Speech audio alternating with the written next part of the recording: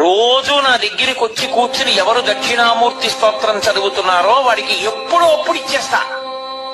అథవా వాడి ప్రాణం పోయే సమయంలో ఆఖరి ఊపిరిలోనైనా ఇచ్చేస్తాను. ఇచ్చేసి కలిపేసుకుంటాను.